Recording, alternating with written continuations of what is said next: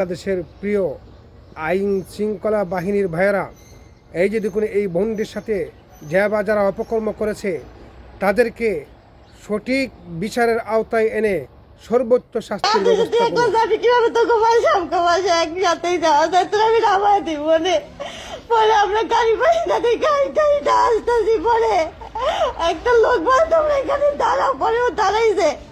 তোমরা কই যাইতেছো? পরে আমরা সব কিছু বাইঙ্গে কইছি।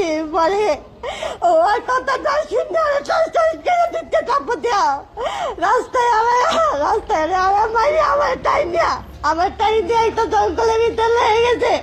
কতগুলো লোক দেখছিল, তাও কিছু বলে না। আমাদের কিশোর সমাজ, এটা কিশোর সমাজ বলে। দুইটা মহিলা দেখছে আমার নিতে, ওইখানে দিয়ে অনেক খারাপ কাজ করছে, আমার মারছে, তাও দেখছে, তাও কিছু করলো না। মহিলা দুইটা কিসের মহিলা হইল? 10 হইব।